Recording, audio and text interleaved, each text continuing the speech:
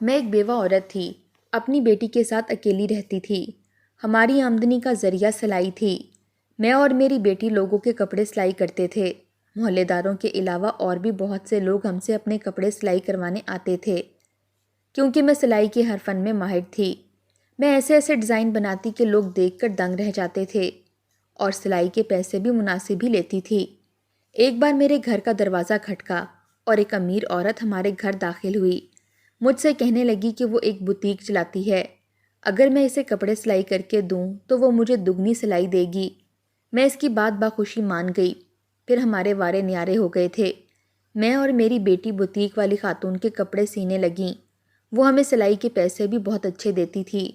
وہ اکثر اپنے ڈرائیور کو گاڑی میں بھیجتی اور کپڑے منگوا لیتی، لیکن پیسوں کا حساب خود آ کر کرتی تھی۔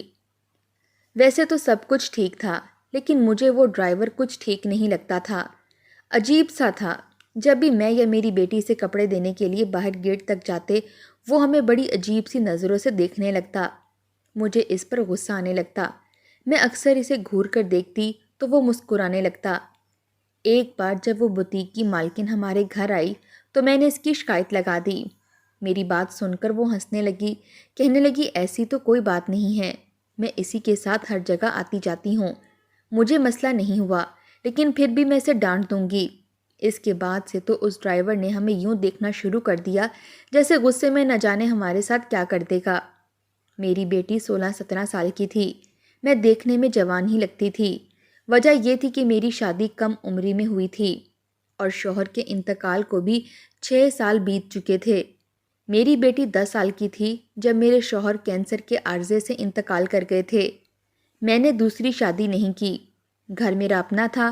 میں نے بیٹی کی خاطر دوسری شادی کے بارے میں سوچا تک نہیں، کیونکہ نہ جانے میرا دوسرا شوہر کیسا ہوتا۔ اکثر میں نے سوتیلے باپ کے قصے سن رکھے تھے کہ بیٹیوں کے ساتھ ان کا رویہ بڑا عجیب و غریب ہوتا ہے۔ میں ان باتوں سے بہت ڈرتی اور گھبراتی تھی۔ میری بیٹی کالج میں 11ویں میں پڑھتی تھی۔ گھر آتی تو میرے ساتھ گھر کے کاموں میں بھی ہاتھ بٹا دیتی اور پھر ہم دونوں مل کر سلائی کرتیں۔ ہمارے محلے دار پرانے تھے، اس لیے بہت عزت کرتے تھے۔ اکثر گلی کا بوڑھا چوکی دار ہم سے پوچھ لیتا کہ باجی اگر سودا سلف لانا ہو تو بتا دینا۔ وہ کافی شریف سا شخص تھا۔ اکثر ہم اسے کھانا بھی دے دیا کرتے تھے۔ وقت یوں ہی گزر رہا تھا کہ ایک دن میری بیٹی جب گھر آئی تو بہت بدحواس سی تھی۔ میں نے پوچھا تانیہ کیا ہوا ہے؟ میرے پوچھنے پر وہ رونے لگی، کہنے لگی وہ ڈرائیور آج اپنی گاڑی میں میرا پیچھا کر رہا تھا۔ یہ سن کر تو مجھے اس ڈرائیور پر اور بھی غصہ آنے لگا۔ عجیب بدتمیز شخص تھا۔ اسے مسئلہ کیا تھا؟ وہ ہوتا کون تھا میری بیٹی کا پیچھا کرنے والا؟ ابھی میری بیٹی کو گھر آئے 15 منٹ ہی گزرے تھے کہ باہر دروازے پر دستک ہوئی۔ میں نے پوچھا کون ہے تو وہی ڈرائیور باہر کھڑا کہنے لگا بیگم صاحبہ نے کپڑے منگوائے ہیں۔ میں نے غصے سے دروازہ کھولا اور اس پر برسنے لگی۔ میں نے کہا تمہیں شرم نہیں آتی؟ میری بیٹی تمہاری بیٹی کی عمر کی ہوگی اور تم اس کا پیچھا کرتے ہو، اسے پریشان کرنے کی کوشش کر رہے ہو۔ میں تمہاری شکایت میڈم کو لگاؤں گی۔ میری بات سن کر وہ بھی غصے میں آ گیا، کہنے لگا تمہاری بیٹی جان بوجھ کر مجھ پر الزام لگا رہی ہے، مجھے کیا ضرورت ہے اس کا پیچھا کرنے کی؟ بہرحال میں نے اس کی اچھی خاصی بے عزتی کر کے اسے واپس بھیج دیا۔ اگلی بار وہ ڈرائیور ہمارے گھر نہیں آیا۔ اب وہ میڈم خود ہی آتی تھی اور ہمیں کپڑے دے کر چلی جاتی تھی۔ میری بیٹی نے ابھی 12 جماعتیں ہی پڑھی تھیں کہ اس کا ایک بہت اچھا رشتہ آ گیا۔ وہ لوگ ہمارے ہی محلے میں رہتے تھے، اچھے شریف لوگ تھے۔ میں نے بھی رشتہ طے کرنے میں دیر نہیں کی تھی۔ جب اس میڈم کو یہ علم ہوا کہ میری بیٹی کا رشتہ طے ہو گیا ہے تو وہ بہت خوش ہوئی، کہنے لگی اس کی بارات کا لہنگا میں بنوا کر دوں گی۔ اس نے ہماری ویسے بھی مالی مدد کر دی تھی۔ میری بیٹی بہت خوش تھی۔ کالج جانا بھی اس نے چھوڑ دیا تھا۔ اس کے سسرال والوں نے مجھ سے جہیز کی ڈیمانڈ بھی نہیں کی تھی۔ اس کی ساس ایک بہت اچھے مزاج کی خاتون تھیں، بہت محبت سے پیش آتی تھیں۔ میں ساتھ ساتھ بوتیک کا کام بھی کر رہی تھی اور اپنی بیٹی کے جہیز کے کپڑے بھی سی رہی تھی۔ شادی کو 1 ہفتہ ہی رہ گیا تھا کہ ایک رات ہم پر قیامت ہی ٹوٹ گئی تھی۔ میں اور میری بیٹی سو رہے تھے کہ مجھے یہ لگا جیسے ہمارے کمرے کا دروازہ کھلا ہو۔ ہم دونوں اکیلے ہی گھر میں رہتے تھے۔ اس وقت ہمارے کمرے کا دروازہ کون کھول سکتا تھا؟ میں ابھی یہی سوچ رہی تھی کہ جب کسی نے میرے منہ پر ہاتھ رکھا تھا۔ میرے ہوش ہی اڑ گئے تھے۔ وہ جو کوئی بھی تھا سیاہ لباس پہنے ہوئے تھا۔ اس نے پہلے مجھے بازو سے پکڑ لیا۔ میں نے پوچھا، کون ہو تم؟ ہمارے گھر پر کیا کر رہے ہو؟ اس نے کوئی جواب نہیں دیا اور مجھے کمرے میں رکھی کرسی پر بٹھا کر باندھ دیا۔ مجھے سمجھ نہیں آ رہا تھا کہ وہ کون شخص تھا، مجھے باندھ کیوں رہا ہے۔ میری بیٹی ابھی تک بے خبر سو رہی تھی۔ اس شخص نے کمرے کی لائٹ جلائی تو میں نے اسے دیکھا۔ اس نے سیاہ رنگ کا لباس پہن رکھا تھا، پورا چہرہ کپڑے کے نقاب سے چھپا رکھا تھا کہ اسے پہچاننا مشکل ہو رہا تھا۔ اس نے میرے دونوں ہاتھ کرسی کے پیچھے کر کے باندھے ہوئے تھے، میرے پاؤں بھی باندھے ہوئے تھے، یہاں تک کہ میرے منہ پر بھی رومال باندھا ہوا تھا۔ میں بالکل بے بس سی کرسی پر بیٹھی ہوئی تھی۔ کمرے کی لائٹ جلتے ہی میری بیٹی کی آنکھ کھل گئی۔ وہ پہلے تو اس نقاب پوش شخص کو دیکھ کر گھبرائی تھی اور اس کے بعد مجھے کرسی پر یوں ہاتھ پاؤں بندھے دیکھ کر پریشان ہوئی تھی۔ مجھے لگا شاید وہ کوئی چور ہے جسے یہ معلوم ہو چکا تھا کہ ہمارے گھر شادی ہے، اس لیے چوری کے ارادے سے یہاں آیا ہے۔ لیکن نہیں، اس شخص نے ایسا کوئی رد عمل ظاہر نہیں کیا، نہ ہی ہمارے گھر کی الماریوں کی طرف دیکھا تھا۔ اس کی آنکھوں میں تو کچھ اور ہی تھا۔ اس کی سرخ ہوتی آنکھیں بس میری تانیہ کی طرف تھیں۔ وہ گھبرا کر امی کہہ کر میری طرف بڑھی تھی، لیکن اس شخص نے اسے اپنی گرفت میں لے لیا۔ وہ چیخنے چلانے لگی۔ میں اپنی پوری کوشش کرنے لگی کہ میرے ہاتھ کھل جائیں، لیکن ایسا کچھ بھی نہیں ہوا۔ وہ میرے سامنے میری بیٹی کی عزت کو پامال کرتا رہا۔ میرے کانوں میں میری معصوم بچی کی چیخیں گونجتی رہیں۔ میں چاہ کر بھی کچھ نہیں کر پائی تھی۔ میں نے آنکھیں بند کر لیں۔ ایسی صفاکی شاید میں دیکھنے کی متحمل نہیں تھی۔ کیسا گھٹیا شخص تھا وہ۔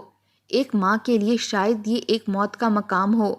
میری بند آنکھوں سے مسلسل آنسو بہہ رہے تھے۔ میری بچی اپنی عزت کی پناہ اس درندہ صفت انسان سے مانگ رہی تھی، رو رہی تھی، مجھے بار بار مدد کے لیے پکار رہی تھی، کہہ رہی تھی کہ امی مجھے اس شخص سے بچا لو، امی مجھے بچا لو۔ اور میں اپنی بے بسی کے ہاتھوں مجبور تھی۔ میرے ہاتھ اگر کھلے ہوتے تو میں شاید اس شخص کا قتل کر دیتی۔ میری بچی کو برباد کرنے کے بعد وہ شخص واپس چلا گیا۔ میں یوں تھی کہ بے جان ہو چکی ہوں۔ میری بیٹی اب بھی رو رہی تھی۔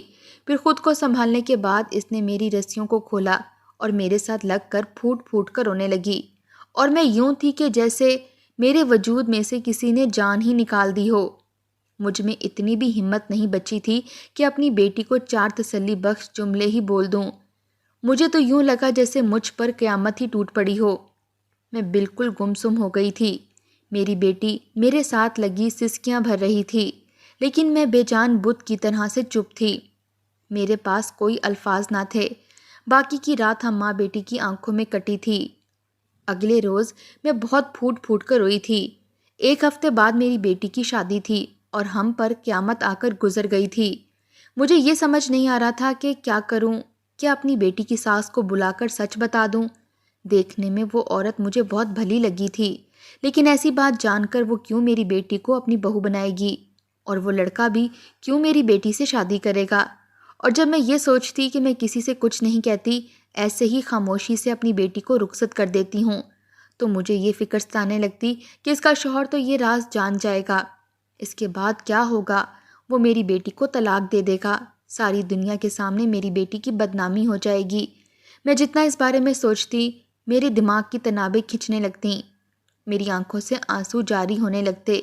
میرا شوہر اگر زندہ ہوتا تو ایسی جرت کوئی نہیں کر سکتا تھا۔ عورت کس قدر مجبور اور بے بس مخلوق ہے۔ میرے دل سے اس شخص کے لیے بد دعائیں نکل رہی تھیں جس نے میری بچی کو برباد کر دیا تھا۔ اب میں یہ سوچنے لگی تھی کہ کیا کروں اور کیا نہ کروں۔ اب تک یہ بات پوشیدہ تھی، کوئی نہیں جانتا تھا کہ ہم پر کیا قیامت آ کر گزر چکی ہے۔ شاید ایسا بھی ہو جائے کہ میرے داماد کو اس بات کا علم ہی نہ ہو، خاموشی سے ہی وقت گزر جائے۔ میرے ذہن میں ایک کے بعد ایک خیال آنے لگا۔ کبھی لگتا کہ مجھے سب بتا دینا چاہیے، اور کبھی دل کہتا کہ چپ ہی کر جاؤں، ہو سکتا ہے کہ میری بیٹی کا عیب چھپ جائے۔ لیکن اگر داماد کو خبر ہو گئی تو پھر کیا ہوگا؟ میرا سر بری طرح سے چکرا رہا تھا۔ میری بیٹی ابھی بھی روئے جا رہی تھی۔ میں نے فیصلہ کر لیا کہ چپ ہی ہو جاتی ہوں، جو نصیب میں لکھا ہوگا وہ ہو جائے گا۔ میں اندر کمرے میں اپنی بیٹی کے پاس چلی گئی۔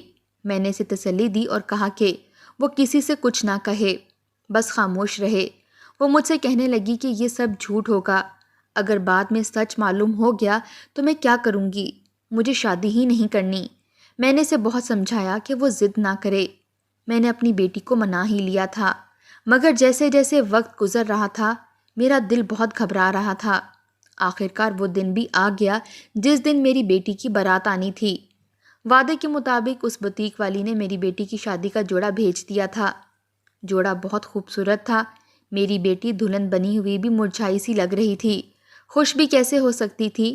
جو حادثہ اس پر گزر چکا تھا وہ کوئی چھوٹا تو نہ تھا۔ اب بھی یہ معلوم نہ تھا کہ آگے کیا ہوگا۔ میں بھی تیار ہو گئی، میرے مہمان تھے کہ بس چند محلے کے ہی لوگ تھے۔ بارات کے آنے کا وقت بھی ہو گیا، میرے گھر مہمان آ چکے تھے، چند میری بیٹی کی سہیلیاں بھی آئی تھیں۔ بس اب بارات کا انتظار تھا۔ بارات کے آنے کا وقت رات کے 10 بجے کا تھا، لیکن 10:30 ہو چکے تھے، بارات کا کچھ پتہ نہ تھا۔ میں نے لڑکے کی والدہ کو فون کیا تو وہ کہنے لگیں کہ ہم سب تیار ہیں، بس میرا بیٹا نہ جانے کہاں چلا گیا ہے، جیسے ہی وہ آتا ہے تو ہم بارات لے کر آ جائیں گے۔ میں اب پریشان ہونے لگی تھی کہ بارات اب تک کیوں نہیں آئی، وہ لڑکا کیسے بارات کے وقت کہیں جا سکتا ہے۔ رات کے 12 بج گئے تھے، مہمان بار بار مجھ سے پوچھ رہے تھے کہ بارات کب آئے گی۔ میں جب لڑکے کی والدہ سے یہ سوال کرتی تو وہ خود پریشانی سے یہ کہہ دیتی کہ نہ جانے اس کا بیٹا کہاں چلا گیا ہے، ابھی تک واپس نہیں آیا۔ اب تو کھانے کی دیگیں بھی آ چکی تھیں، میں نے اپنی ساری جمع پونجی شادی کے اخراجات پر لگا دی تھی۔ کھانا اچھی جگہ سے بنوایا تھا، لیکن اب رات کا 1 بج گیا تھا، لیکن دولہے کا کچھ پتہ نہ تھا۔ میرے گھر آئے مہمان واپس چلے گئے، میں مہمانوں کی منت سماجت کرتی رہی کہ ابھی رک جاؤ، میری بیٹی کی بارات بس آنے والی ہے، لیکن وہ لوگ کہنے لگے لڑکے والے تم سے جھوٹ بول رہے ہیں۔ میں رات کے 1:30 بجے بھاگتے ہوئے دولہے کے گھر جا پہنچی۔ میں نے دروازہ بجایا تو دروازہ اس لڑکے کی والدہ نے کھولا۔ اسے عام سے گھریلو لباس میں دیکھ کر مجھے حیرت ہوئی تھی۔ میں نے کہا آپ کا بیٹا کہاں ہے؟ تو وہ خاموشی سے نظریں جھکا کر پیچھے ہٹ گئیں، پھر مجھے اندر آنے کا راستہ بھی دیا۔ میں اندر داخل ہوئی تو میرا داماد سامنے صحن میں بیٹھا چائے پی رہا تھا۔ مجھے اس کے اطمینان کو دیکھ کر حیرانگی ہوئی تھی۔ میرے گھر مہمان واپس لوٹ چکے تھے، میری بیٹی دلہن بنی بیٹھی تھی اور یہ لوگ کتنے آرام سے اپنے گھر میں بیٹھے تھے، انہیں ذرا کسی کی عزت کی کوئی پرواہ نہ تھی۔ میں نے اس عورت سے کہا کہ آپ تو کہہ رہی تھیں کہ آپ کا بیٹا گھر پر نہیں ہے، نہ آپ مجھے شادی کے لحاظ سے تیار لگ رہی ہیں اور نہ ہی آپ کے گھر کو دیکھ کر یہ لگ رہا ہے کہ آپ کے گھر کسی کی شادی ہو اور آپ کا بیٹا بھی گھر پر موجود ہے۔ پھر آپ نے مجھ سے جھوٹ کیوں بولا کہ وہ گھر پر نہیں ہے؟ وہ تو یہاں بیٹھا چائے پی رہا ہے۔ میری بات کا جواب اس عورت نے نہیں دیا، کہنے لگی یہ سامنے بیٹھا ہے، جو بات کرنی ہے اس سے کر لو، تمہارے سوالوں کا جواب اسی کے پاس ہے۔ یہ کہہ کر وہ اپنے کمرے میں چلی گئی۔ وہ شخص ایسے اطمینان سے بیٹھا تھا جیسے اسے کسی بات کا علم تک نہ ہو کہ آج اس کی شادی ہے۔ میں اس کے سامنے آ گئی، میں نے کہا تم نے یہ سب کیوں کیا؟ میں نے اور میری بیٹی نے تمہارا کیا بگاڑا تھا؟ تم نے اگر یہی سب کرنا تھا تو میری بیٹی کا رشتہ کیوں مانگا تھا؟ وہ مجھے دیکھ کر کہنے لگا کہ مجھے آپ کی بیٹی سے شادی کرنی تھی، اسی لیے تو رشتہ مانگا تھا، لیکن اب وہ میرے قابل نہیں رہی۔ یہ بات سن کر میری رنگت اڑ گئی۔ وہ کہنے لگا 8 دن پہلے جو کچھ اس کے ساتھ ہوا وہ سب مجھے معلوم ہو چکا ہے۔ آپ کی بیٹی پاک دامن نہیں تو پھر میں کیسے اسے اپنا سکتا ہوں؟ میں تو اس کی باتیں سن کر سکتے میں آ گئی تھی۔ وہ یہ کیا کہہ رہا تھا؟ اسے اس بات کا علم کیسے ہو سکتا تھا؟ میں نے کہا تم کیسے جانتے ہو؟ میری بات سن کر وہ ہنسنے لگا، کہنے لگا یہ بھی بتا دوں گا، لیکن اگر آپ یہ چاہتی ہیں کہ میں ابھی جا کر آپ کی بیٹی سے نکاح کر لوں تو میری ایک ہی شرط ہے۔ میں نے کہا مجھے تمہاری ہر شرط منظور ہے، بس میری بیٹی کو اپنا لو۔ میں اس کے سامنے ہاتھ جوڑنے لگی، اس کی منت سماجت کرنے لگی، لیکن جو شرط اس نے مجھے رخصتی کے لیے بتائی تھی وہ سن کر میں دنگ سی رہ گئی تھی۔ وہ کیسے ایسی شرط رکھ سکتا تھا؟ میں چپ چاپ اس کے گھر سے واپس آ گئی۔ دیکھ والے اب بھی میرے گھر کے پاس کھڑے تھے۔ میں نے انہیں پیسے دیے اور کہا کہ وہ لوگ یہ دیگیں کسی یتیم خانے میں دے دیں، مجھے اب کوئی ضرورت نہیں ہے۔ میرے گھر پر جو چند مہمان میری منت سماجت کرنے پر رک گئے تھے کہ شاید میری بیٹی کی بارات آ جائے، وہ مجھے دیکھ کر سوال کرنے لگے کہ لڑکے والے کیوں نہیں آئے۔ میں نے انہیں واپس بھیج دیا اور خود اپنی بیٹی کے کمرے میں آ گئی۔ جو اب اپنا لباس بدل چکی تھی۔ شاید یہ بات جان چکی تھی کہ اب اس کی بارات نہیں آئے گی۔ عجیب بات یہ تھی کہ اس نے مجھ سے کوئی سوال نہیں کیا تھا۔ میرے پاس آ کر بیٹھ گئی، کہنے لگی، میں جانتی ہوں میری بارات نہیں آئے گی کیونکہ مجھے برباد کرنے والا وہی شخص تھا امی۔ یہ سن کر میں نے بڑی حیرت سے اسے دیکھا۔ وہ نم آنکھوں سے مجھے بتانے لگی، کہنے لگی، یہ لڑکا اسے کالج کے راستے میں روز ملتا تھا، بار بار اس کا راستہ روکتا، اسے گلاب کا پھول دینے کی کوشش کرتا، لیکن وہ اسے نظر انداز ہی کر جاتی تھی۔ لیکن ایک دن اس لڑکے نے حد ہی کر دی، بیچ راستے میں میری بیٹی کو بازو سے پکڑ لیا۔ میری بیٹی نے بے ساختہ اس کے منہ پر تھپڑ مار ڈالا اور یہ کہا کہ آئندہ وہ اس سے دور ہی رہے تو بہتر ہے۔ اس وقت وہاں اور بھی لوگ اکٹھے ہو چکے تھے۔ انہوں نے اس لڑکے کا گریبان پکڑ لیا، اسے اس بات پر بہت مارا کہ اس نے کسی لڑکی کو چھیڑا کیسے۔ ایک تماشا سا لگ گیا تھا۔ میری بیٹی وہاں سے واپس گھر آ گئی۔ اس وقت وہ بہت ڈری ہوئی تھی۔ جب میں نے اس کے خوف کی وجہ پوچھی تو اس نے موضوع بدلنے کے لیے میڈم کے ڈرائیور کا بول دیا، کیونکہ وہ گاڑی اور ڈرائیور اسے مین روڈ پر ہی نظر آ گئی تھی۔ وہ جانتی تھی کہ وہ یقیناً ہمارے گھر ہی کپڑے لینے آ رہا ہوگا، اس لیے اس نے جلد بازی میں اسی کا نام لے لیا۔ وہ شخص اس وقت بے قصور ہی تھا، لیکن میری بیٹی بے حد گھبرا گئی تھی، اس لیے اسے جو سمجھ آیا اس نے کر دیا۔ اگلے روز جب وہ کالج سے واپس آ رہی تھی کہ وہی شخص اس کے سامنے کھڑا ہو گیا۔ میری بیٹی سے کہنے لگا کہ وہ اسے معاف کر دے، آئندہ وہ اسے کبھی تنگ نہیں کرے گا۔ بس میری بیٹی نے اسے معاف کر دیا۔ میری بیٹی نے بھی کہہ دیا کہ میں نے تمہیں معاف کیا۔ اس کے بعد وہ لڑکا کبھی میری بیٹی کے سامنے نہیں آیا۔ اس کے بعد وہ ایک دن اس کے سامنے آیا اور کہنے لگا کہ وہ ایک بہت اچھی جاب کرنے لگا ہے اور اسے اپنی غلطی کا بھی احساس ہو گیا ہے۔ اس سے ایسی حرکت نہیں کرنی چاہیے تھی، لیکن یہ بات بھی سچ ہے کہ وہ اسے بہت محبت کرتا ہے، اس سے شادی کا خواہش مند بھی ہے، اس لیے اپنا رشتہ اس کے گھر بھیجنا چاہتا ہے۔ میری بیٹی اس بار اس کی باتوں میں آ گئی اور اسے کہا کہ وہ اس کا رشتہ بھیج دے۔ اس طرح سے اس کا رشتہ میری بیٹی سے پکا ہو گیا۔ اب وہ لڑکا تانیہ سے اکثر فون پر باتیں کرنے لگا تھا۔ اسے کہتا، تمہاری والدہ بڑی ینگ سی ہیں، دیکھ کر لگتا ہی نہیں کہ وہ ایک جوان بیٹی کی ماں ہیں۔ تانیہ اس بات پر خوش ہونے لگتی۔ اس نے میری بیٹی کو اس عرصے میں خوب خواب دکھائے تھے اور شادی سے ایک ہفتہ پہلے وہی نقاب میں چہرہ چھپائے ہمارے گھر آیا تھا، میری بیٹی سے اپنے تھپڑ کا بدلہ لینے۔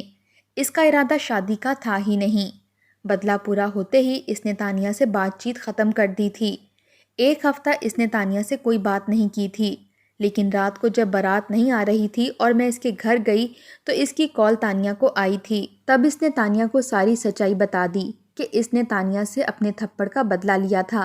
اس کی وجہ سے اس کی لوگوں میں بہت بدنامی ہوئی تھی، اس لیے بارات لے کر وہ نہیں آئے گا تاکہ تانیہ کی بھی بدنامی ہو جائے، اور جو شرط اس نے میرے سامنے رکھی تھی میں وہ بھی نہیں مان سکتی تھی۔ وہ کہنے لگا کہ میں اپنا گھر اس کے نام کر دوں تو وہ بارات لے کر پہنچ جائے گا، لیکن میں وہاں سے واپس آ گئی۔ ساری حقیقت جان کر میں نے اس لڑکے کو پولیس کے حوالے کر دیا، ساری سچائی بتا دی۔ پولیس کے 4 ڈنڈے کھانے کے بعد اس نے خود بھی ساری سچائی بتا دی۔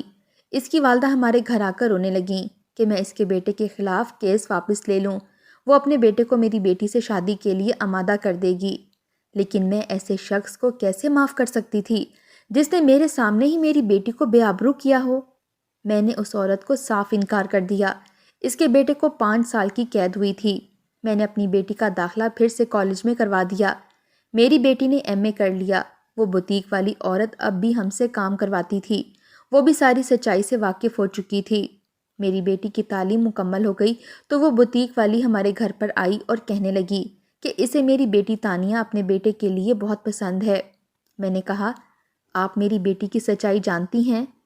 وہ کہنے لگی کہ اس میں میری بیٹی کا کوئی قصور نہیں تھا، اس لیے اسے شادی پر کوئی اعتراض نہیں ہے۔ میری بیٹی کی شادی اس بوتیک والی عورت کے بیٹے سے ہو گئی۔ وہ اپنے گھر میں بہت خوش ہے، وہ اپنی ساس کے ساتھ مل کر پوری بوتیک چلا رہی ہے۔ اس کے شوہر نے اسے ماضی کے حوالے سے نہ کبھی کوئی سوال کیا اور نہ کبھی کچھ کریدنا چاہا۔ جہاں برے لوگ دنیا میں ہیں وہاں اچھے بھی ہوتے ہیں، بس ہمیں ظلم ہوتا دیکھ کر چپ نہیں رہنا چاہیے۔ اگر میں بروقت اس لڑکے کے خلاف کارروائی نہ کرواتی تو وہ آج بھی ہمیں بلیک میل کر رہا ہوتا۔